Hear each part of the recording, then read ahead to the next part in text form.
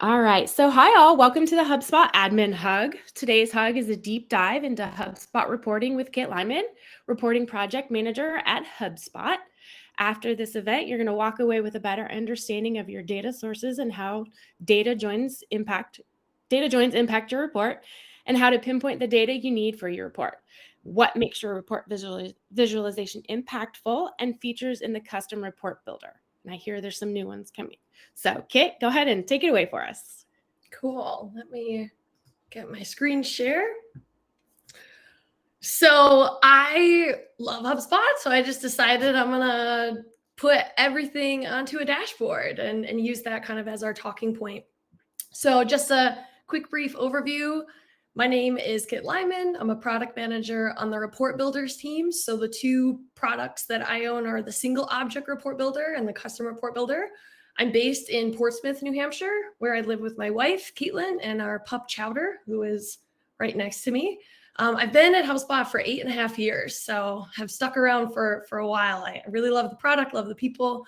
My previous lives at HubSpot involved support, onboarding, and strategic consulting. So I've kind of done the services trifecta before coming over to the product side. The HubSpot words I live by is it is all about the data, always. Now, I am in the reporting group, so I may be paid to say that, but I really, truly, deeply believe that. Today's objectives, just as a further recap, is you'll walk away hopefully with a better understanding of a framework to think about your data, how to break down the data you need for your report, selecting data sources and how data joins impact that report, and then what makes a report visualization impactful. And throughout that, you'll get to see some features in the custom report builder, whether they're new or incoming, that you may not have known about. So to kind of kick things off, I wanted to just give you a framework that I use when thinking about building reports. So with the whole flow here, right, you have data, which is unsummarized data, and you have to join that data to then turn that into information. Information is reporting, it's summarized data, but you need to analyze that information to gain insights, which then gives you a strategy that you make decisions on, but you're not able to get value unless you take action. And some things that I want to highlight here is that everything starts with data, but your thinking should start with value. Even if one plank is missing, it will significantly make it more value. And reporting is iterative, which means good reports tell you where to go next. You're going to finish this whole flow, and then you're going to go right back to the beginning because you're going to have the next question that you want to have answered. And something that you can use to think about is, I want to know X so I can Y, which is why I say that you should start by thinking about the value, because that's really going to help educate your report.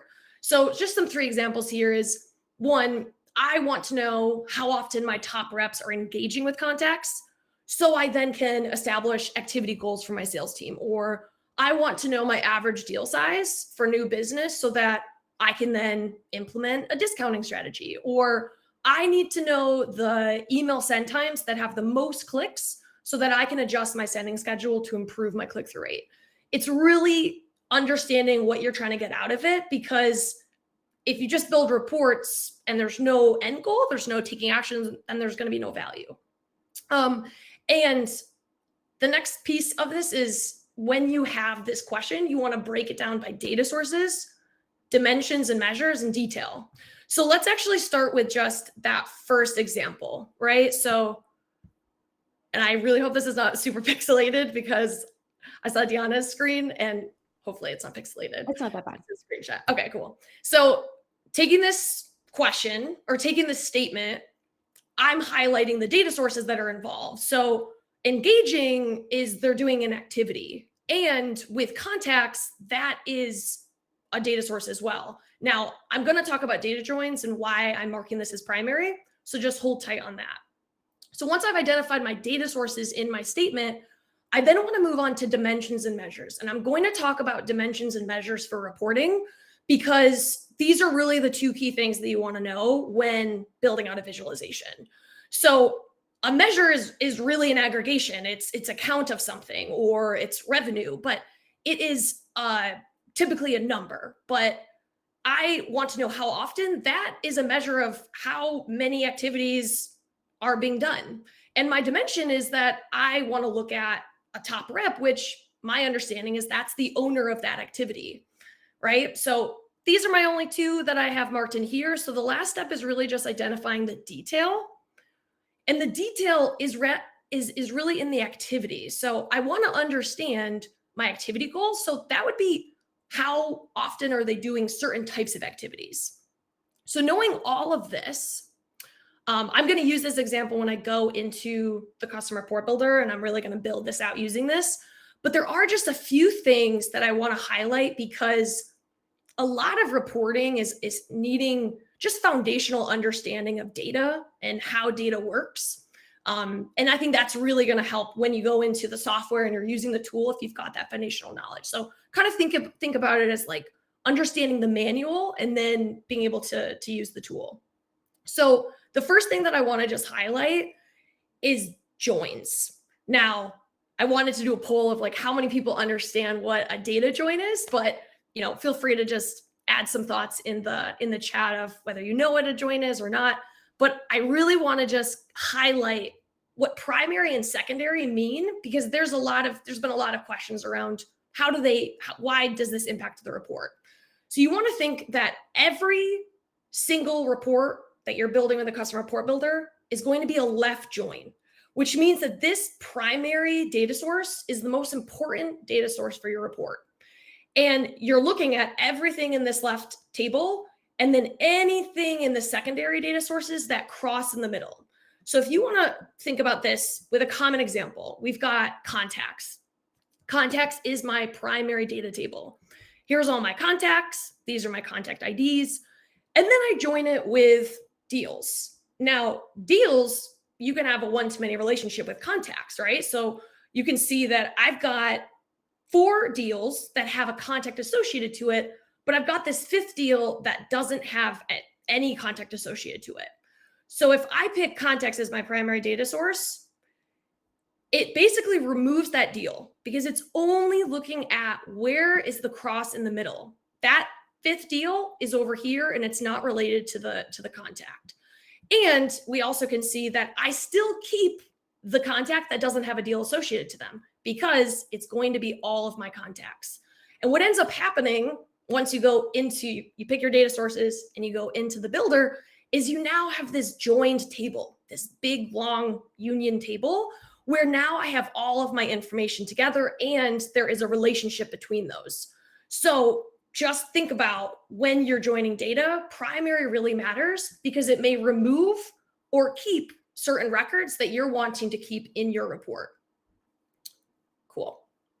Just the second thing I want to highlight is really kind of talking about that like data to information journey, right? Data is unsummarized. These are all rows. There might be, the same contact or the same record that's multiple times if there's multiple payments here. But summarizing data, which is what all reporting is aggregating it based on certain dimensions. And the other thing to keep in mind is that reports are valuable when you're picking your visualizations. You can have multiple summarized views. Here, I have a total sum, which is also here. I have the individual sections here, but then I also have this percentage as well. I can now break that down and say, okay, one-time recurring is 38% of this. This visualization gets me both. So taking all of that, let's jump into the customer report builder following this example. And let me actually just open up a new tab, because I want to keep that dashboard open. Are you all still able to see my screen? Yeah, it looks good. Okay, cool. I just want to make sure the window is still going. So going into the customer report builder, let's remind ourselves what we're focusing on, right? We're focusing on activities and contacts, but I only want activities that are associated to contacts. So that's why I'm going to actually have contacts be the primary, because I don't want to have any activities that are not associated, because that's what I'm specifically looking at. So I'm going to come in, I'm going to keep contacts as my primary data source, and then I'm going to also select activities. And you can see up here what tables, like all of these data sources, they're just data tables, right? They're just sheets of data. And you can see up here with what's included. Now, this also, sorry, 1 second. You've got a bunch of people saying they can't see it. Can you just click back into your screen? I can see your dashboard, but share this tab instead. Okay, gotcha. I didn't realize I had to switch it over. Okay. So I just went here, picked context. It already was defaulted to that. And then I selected activities. So all of these different data sources, once again, you want to think about them as being like that table that I was just showing you. Now, when you select your data sources, you'll see up here what tables are included. And you also can use this data join info tab to see how this join is happening. You can see I'm only bringing in activities related to those contacts. You can also see what drops off, right? We have some activities that don't have any contacts onto them. So great, it's doing what we want it to do. Once you've selected your data sources, you're going to come in here to the editor.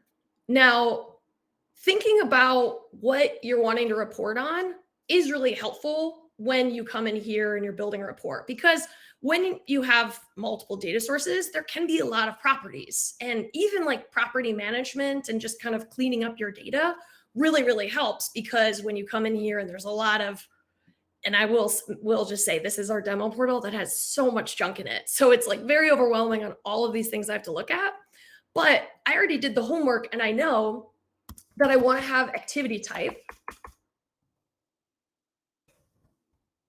Right, so I look up that.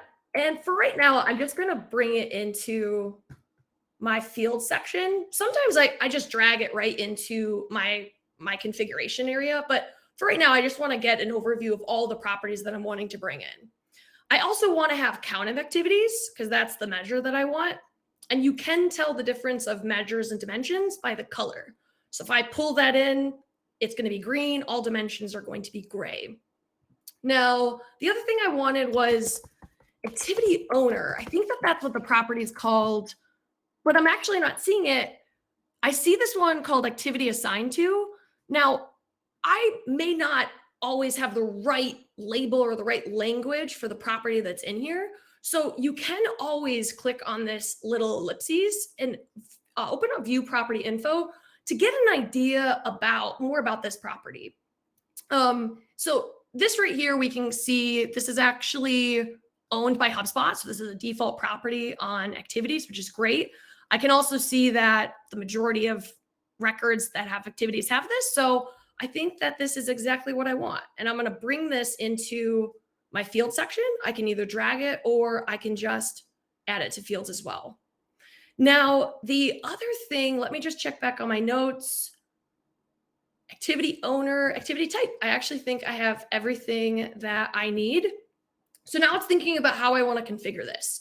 Now, with the exception of the horizontal bar, every measure for X, Y visualizations, the measure is always going to go in the Y axis, right? So I can bring in, and you'll have some help text there, right? It'll say like, you want to move it into the Y axis just in case you forget. But I've got my count of activities. And then I want to start thinking about my X axis, which is down here. I really want it to be the owner of that activity. And then let's see what this looks like. Let's also bring into I want to break it down by all the different activities that are going on. I just want to see what the chart looks like before I start to make some modifications.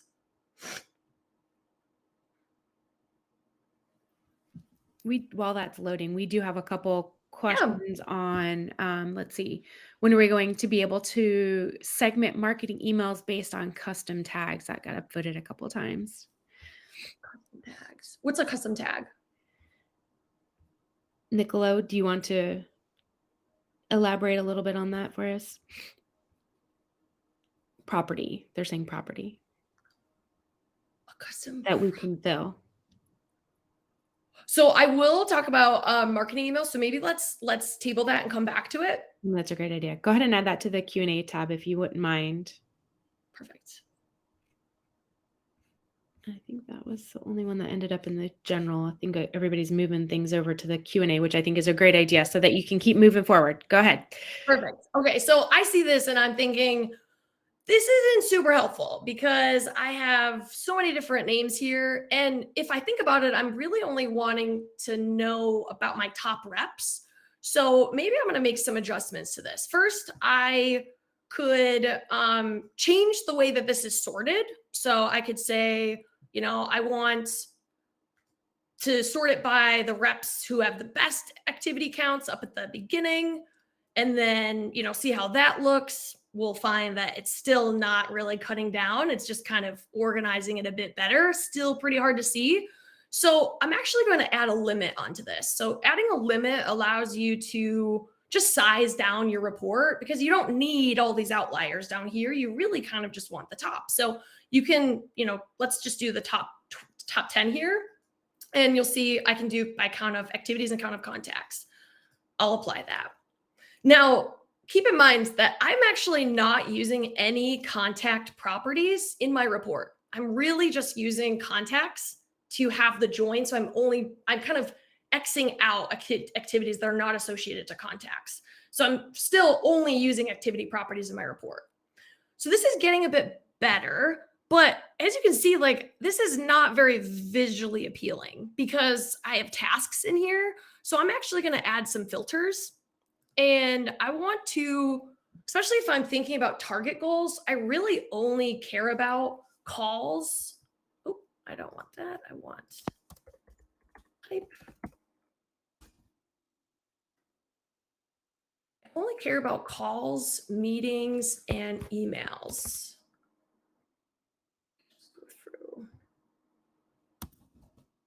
And I want email sent to contact and meetings.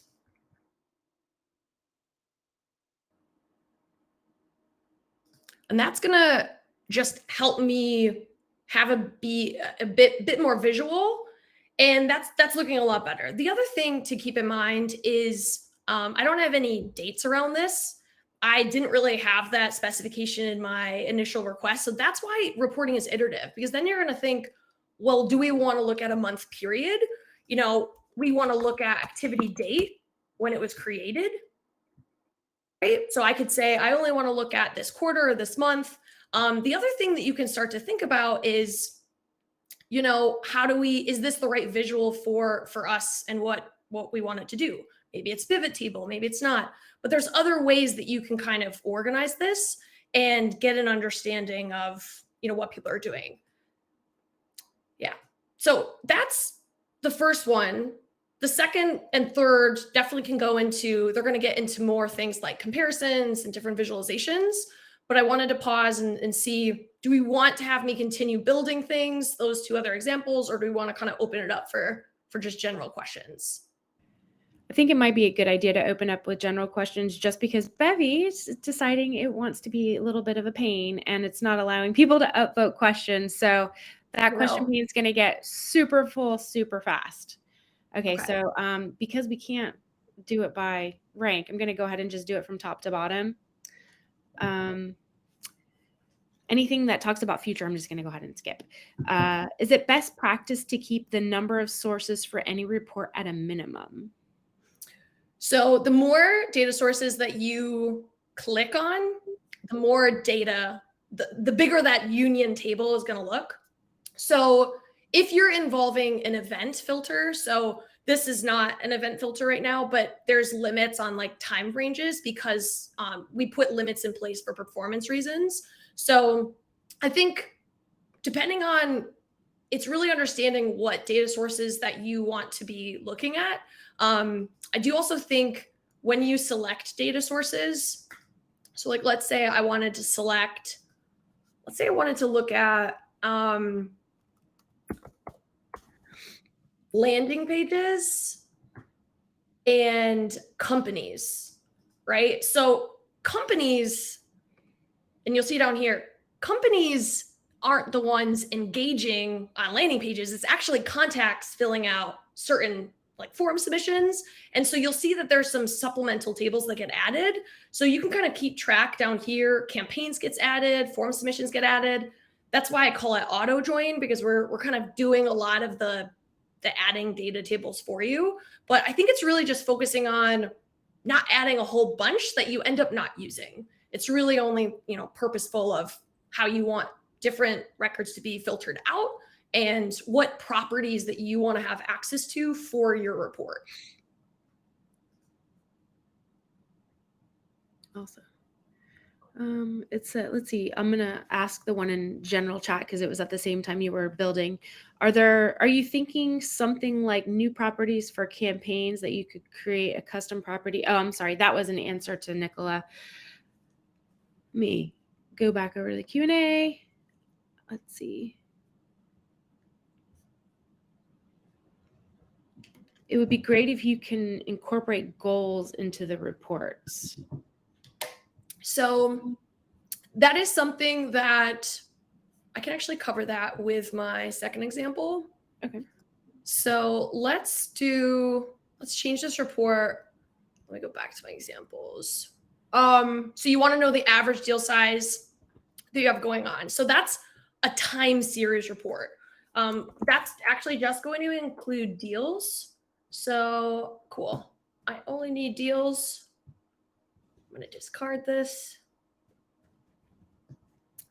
And let's pull in. So I want to pull an amount. Now I'm just gonna put this out there. Definitely always use amount in company currency. We've put together, there's a formatting beta. It's a public beta that you can actually just add yourself to right from your portal if you're an admin. And there's this option for currency, and you can actually do full conversion. So these are pulling from all of my currencies in my portal.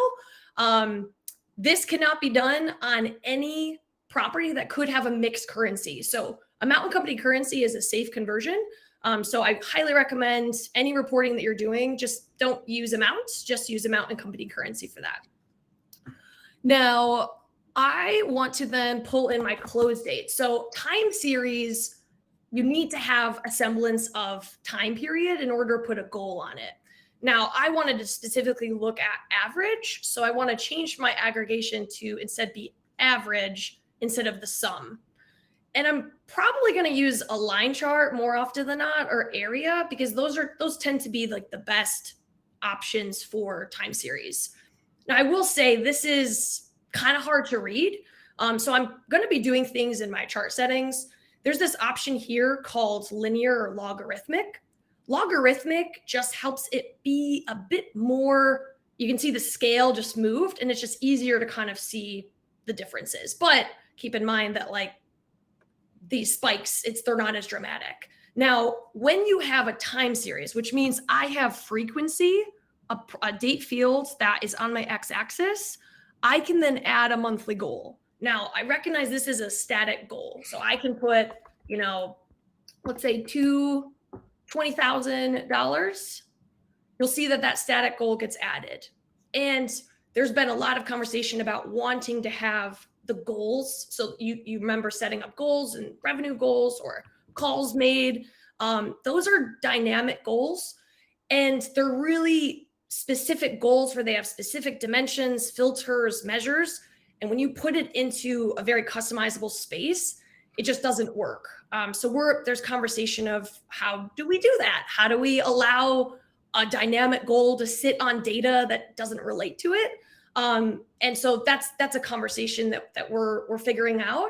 But you can do a static goal where you can change and add that in here. And it will show up whenever you have any sort of date frequency down on the x-axis.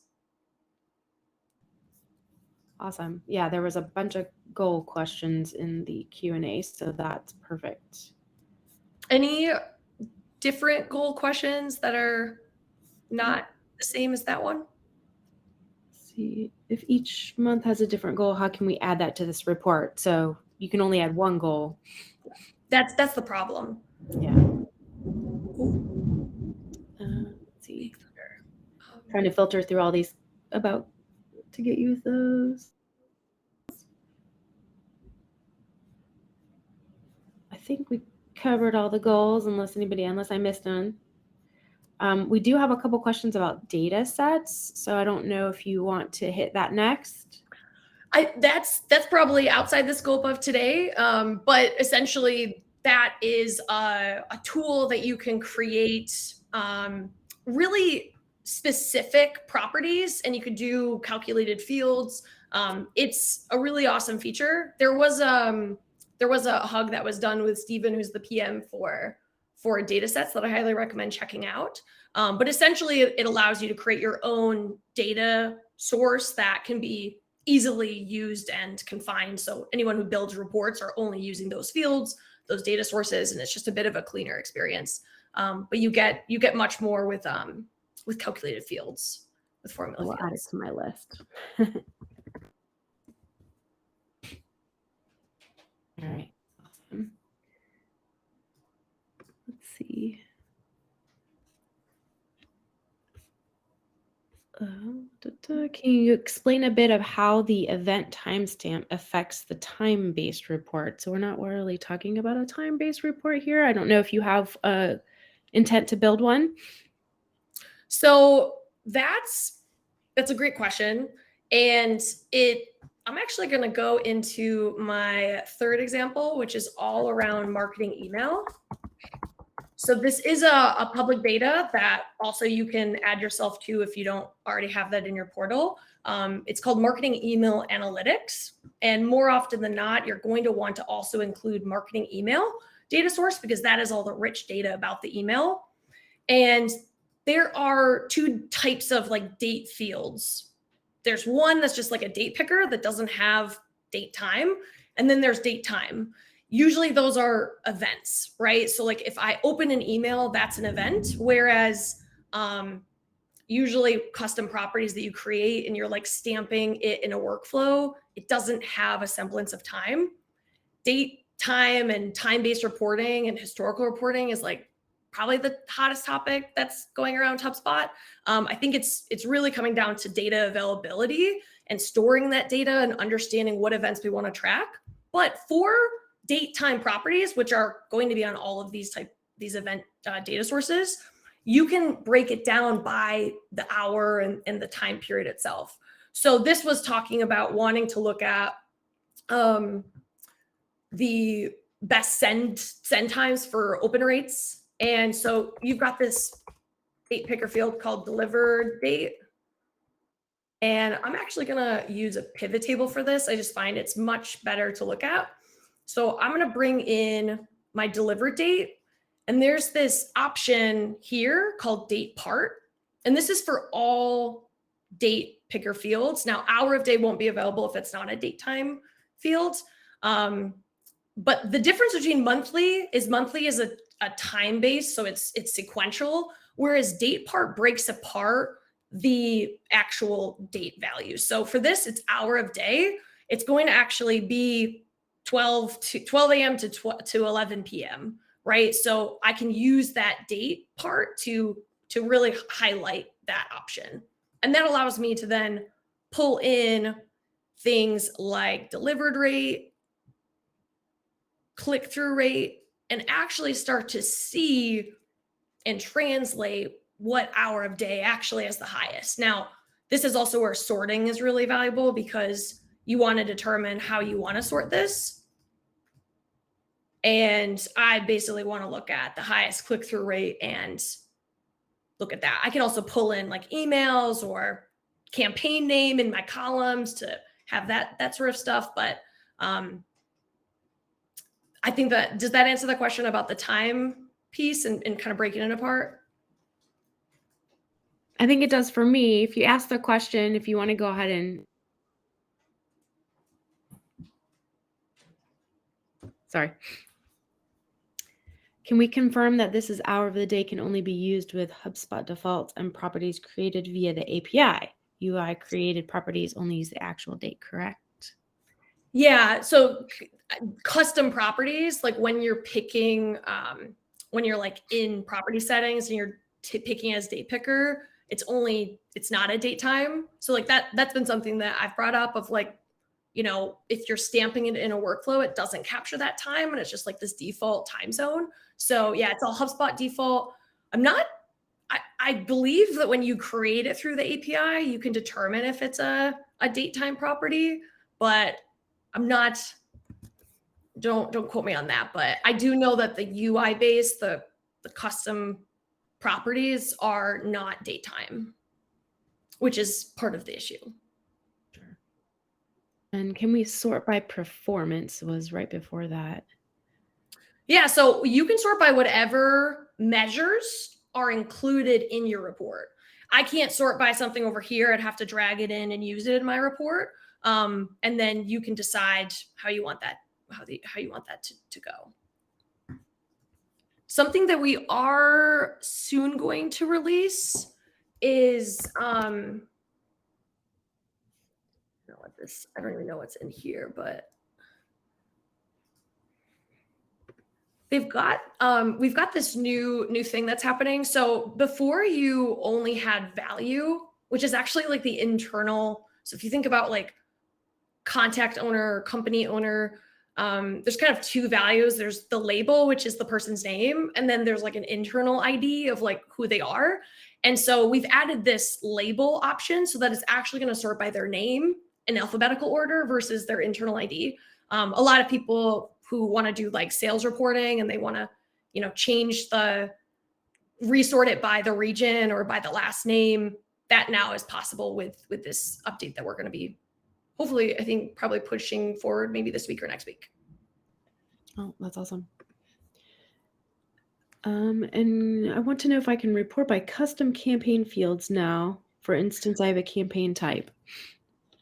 So campaigns right now is not its own data source. It's that supplemental table that gets added on depending on what you engage with. So certain things like emails or landing pages, assets that can be associated to campaigns also have a campaign table added, but the campaigns team is actively working on making it its own data source, where you then will have the ability to select campaigns as a primary data source, which is really what you're looking for, where you can access all of those rich campaigns. Right now, you'll just have to use what's available here. So like when I pick certain data sources, it's not its own data source, but it is added on as properties that you can use.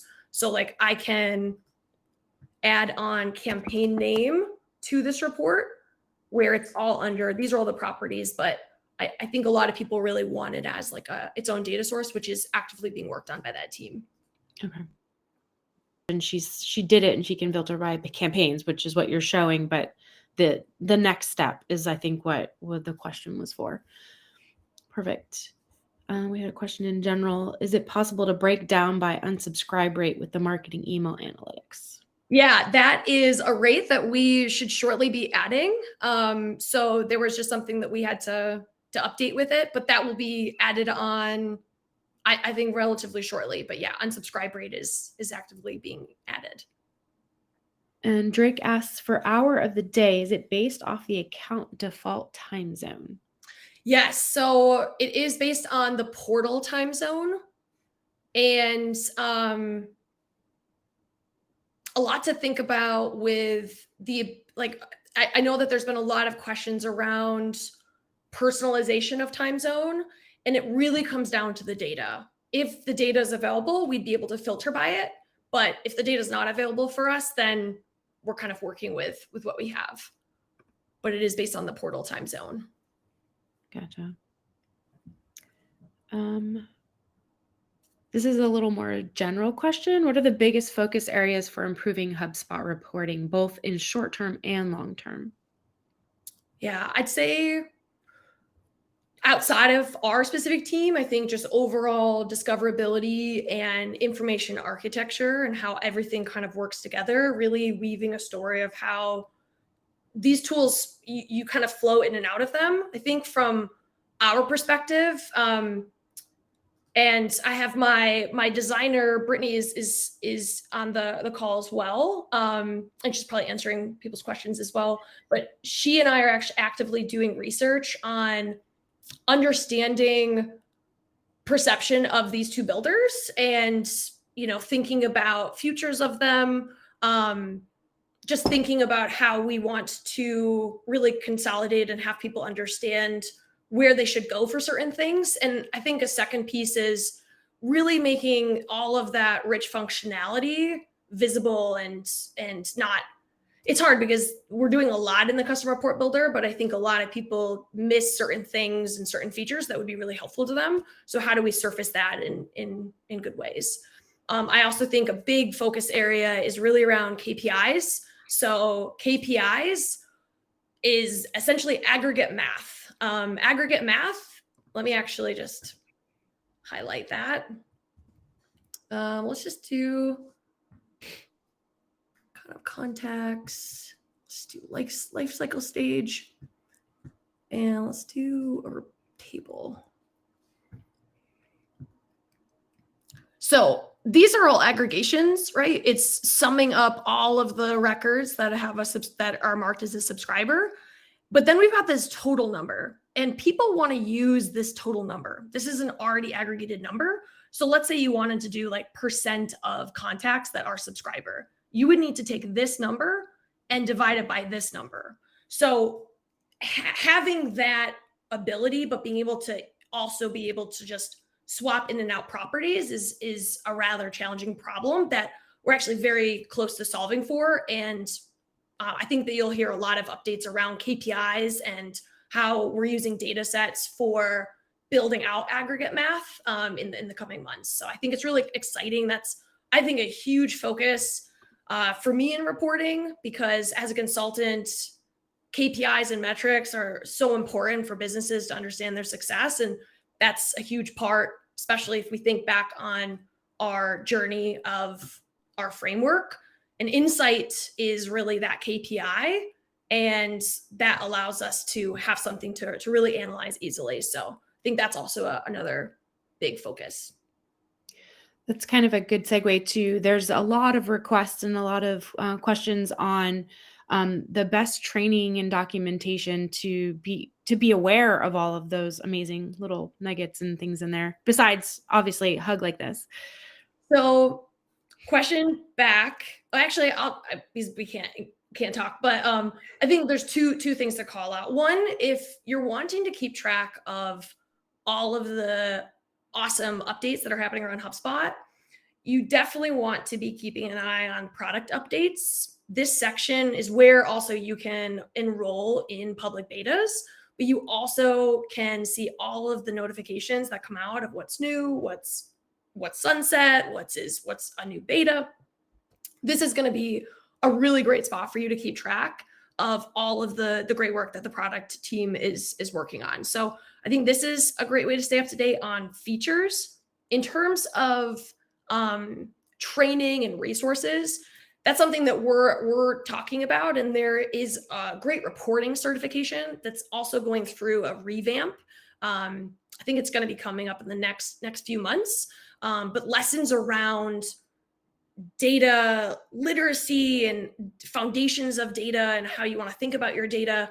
Because as I said, it all comes back to data. Your reports are only as good as the data that you have. So I think that's going to be really helpful.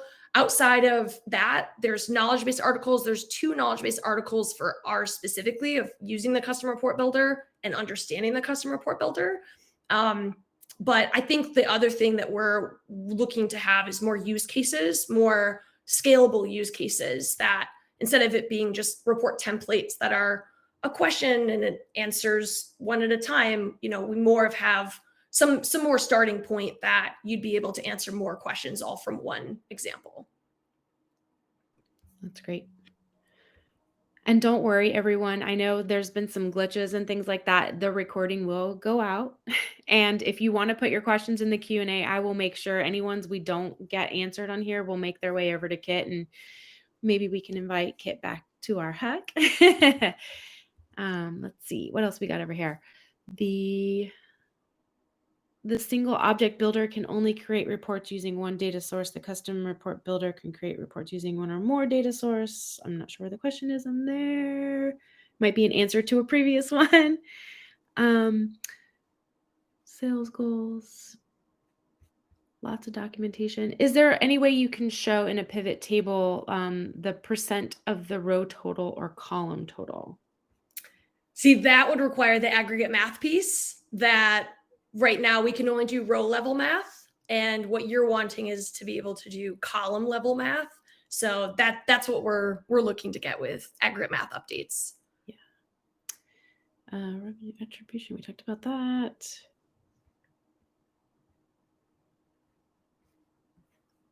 I think I covered most of those in some way, shape, or form. Customer journey reporting, you're not talking about that, correct?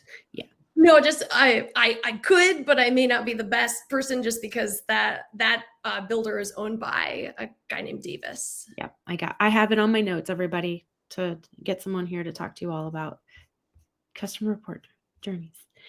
Let's see. Would you be able to walk through a building report that attributes revenue to different website pages, specifically with contacts whose source is website or marketing? So that would, and I can speak to it. It's not specifically the customer report builder, Okay. but that would be more of an attribution report. And I kind of think about the way I think about these two is that these are table-based builders, and then these are more like supercharged analytics tools. They, especially with attribution, like you can't select all of the different data sources that you could here. There's more guardrails, but it serves a very specific purpose. So if you, I think what was the it was revenue. Let me check. Can you replay? I'll read it again. Yeah. Attributes revenue to different website pages, specifically with contacts whose source is website or marketing. Gotcha. Okay. So what you have here is you have 3 attribution types. You've got contact create. So like what created contacts or what created deals, and then what closed revenue.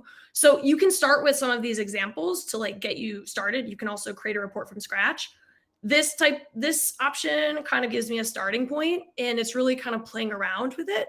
So you were saying what website, so that's asset title, I would imagine. And then we probably would want to have asset type of just website page. And then this is where when you have like a more specific purpose, you can't do as much. So like, I don't know if I'd be able to add a filter of source. So I think what was mentioned was like source type. Source type.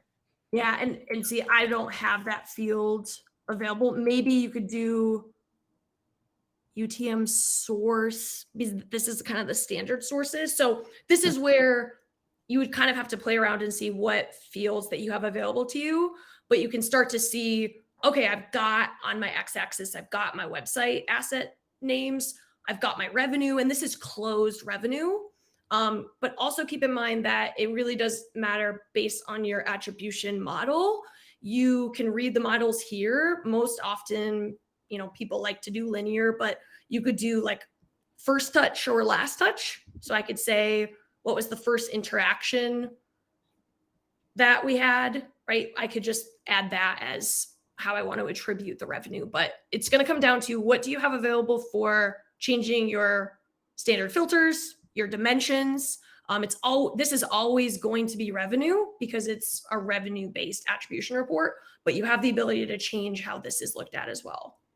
The other thing just to keep in mind is when you click into these bar charts, you can drill down and group this data in other ways. Like I could say, I want to, let's see what we have. Okay, we don't have any source for UTM. Also keep in mind, this portal is really bad data.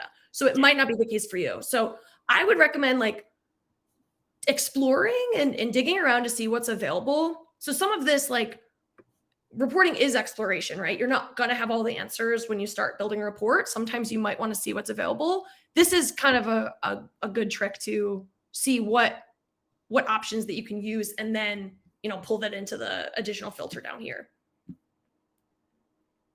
Awesome. I appreciate you diving into other areas. I mean, reporting is such a large topic and it's so hard to segment it by how the system actually does it.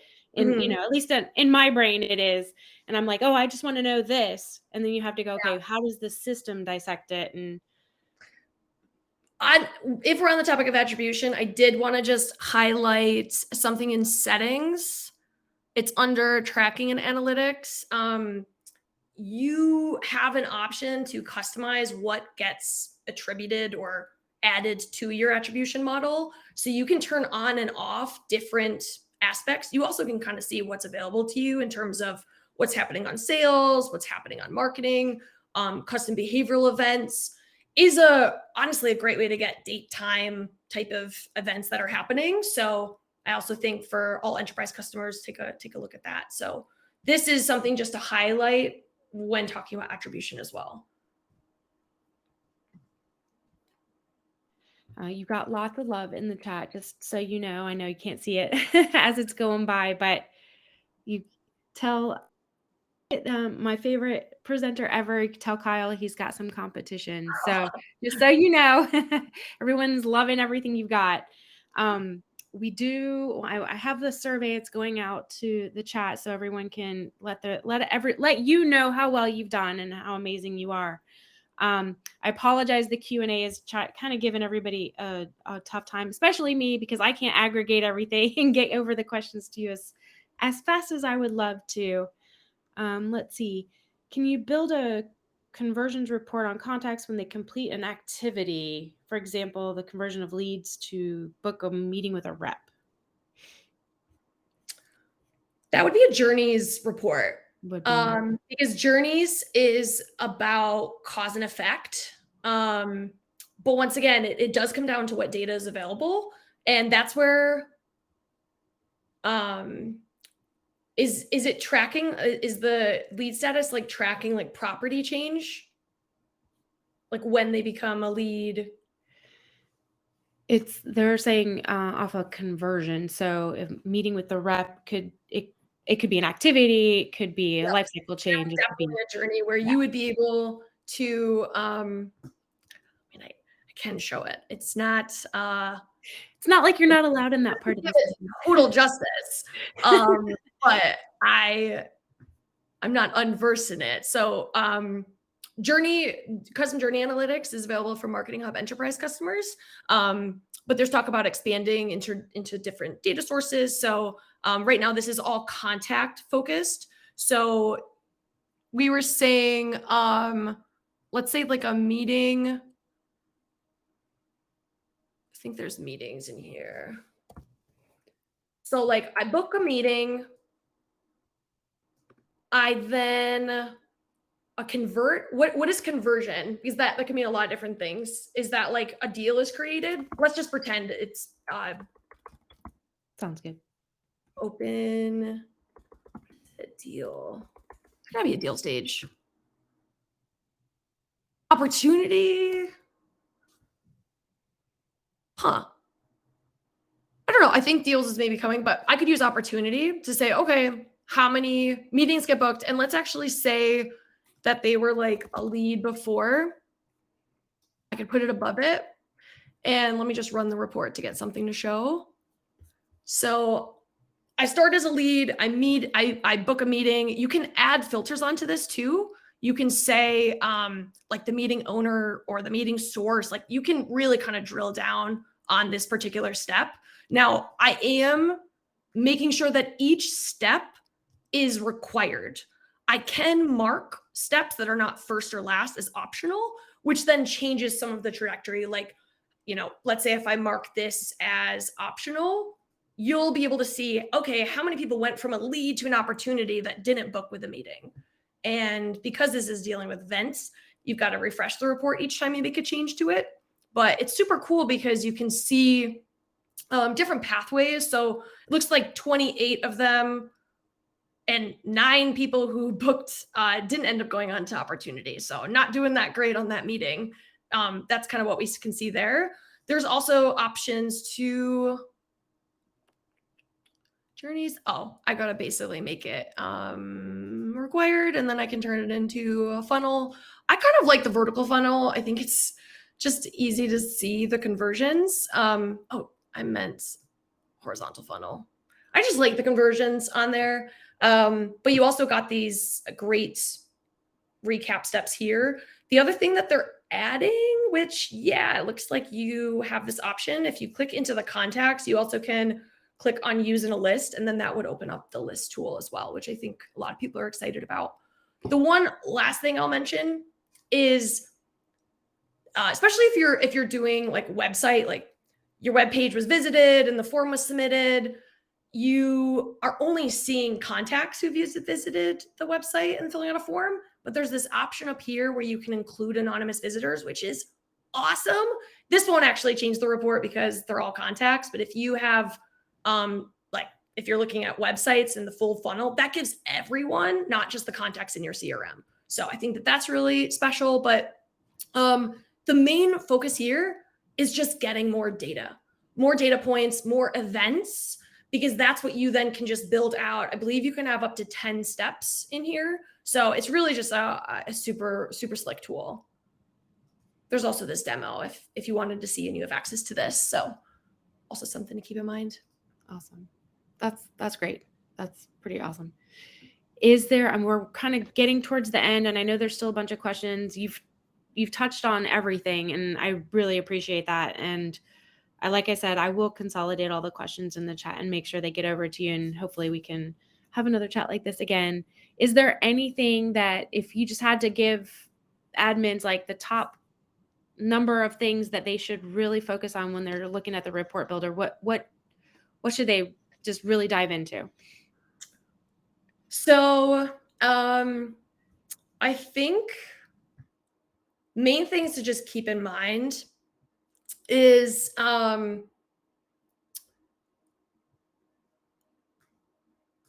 just pull in some things here. And I love that you're doing it all live, by the way. That just shows the confidence and you know what you're talking about. So I do think it all just comes down to like having like some semblance of a framework and understanding what you're wanting to get out of it and what the report is telling you, because really the goal of the report is you set it up and it works for you, right? A lot of the time, you're probably going to want to set up like rolling date filters. So rolling dates is the ability to like say, I want to look at, this month. And so you have filters that can dynamically update with you and you don't have to keep making these changes. So using that, I do also recommend checking out all of the great filter rules. This is the most expansive filtering section where you have access to join so many different data sources and essentially pull in records. This is the most flexible space that you'll have in all of HubSpot. So if you haven't used the customer report builder yet, I really highly recommend you give it a try. And if you've got feedback, always, find channels to do it. My team and I, we really read everything. And it all matters. It all goes into prioritization. So, but, checking out different filtering options, I would say, there is going to be a lot of options in this edit field section. You can rename things, you can add aggregations. You've got the date part. If it's a date picker field, you've got sorting and limiting. That really helps clean up a visualization. You'll also be able to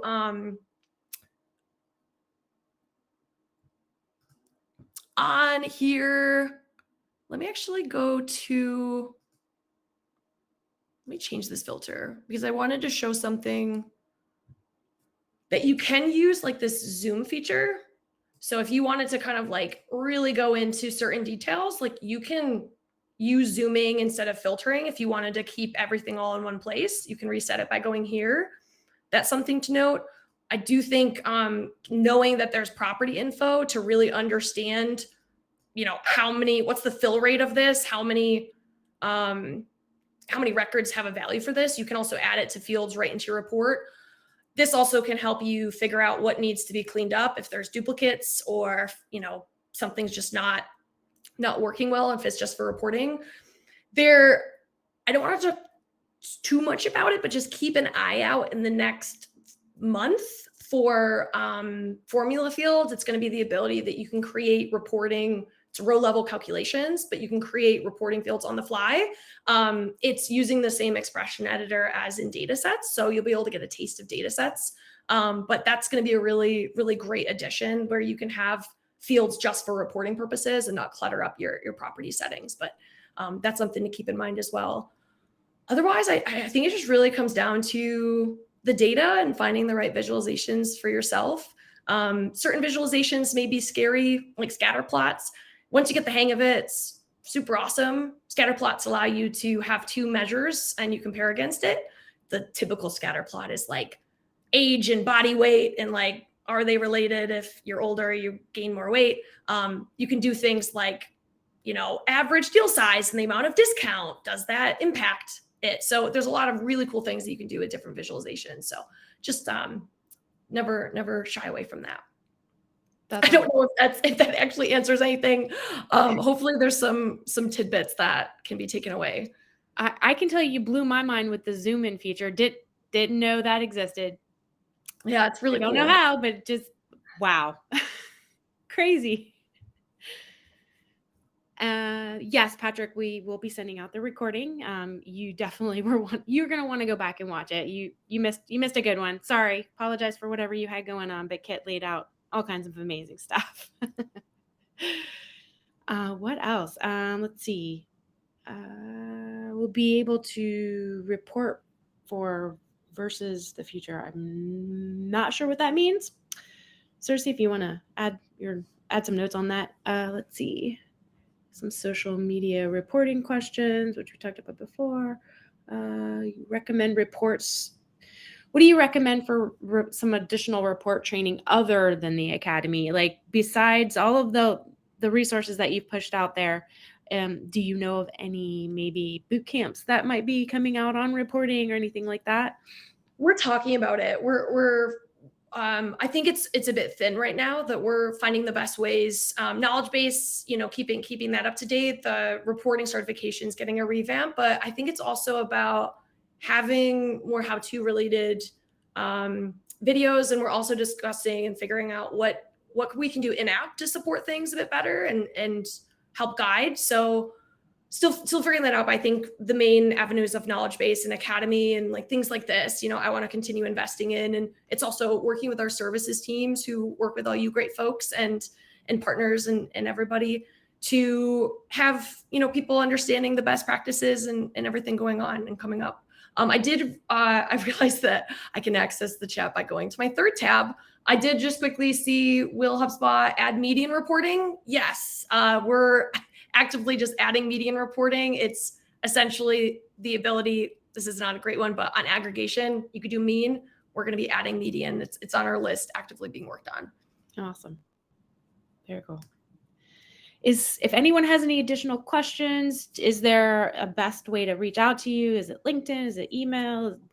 I'm so bad on LinkedIn. I don't really check LinkedIn. I would say,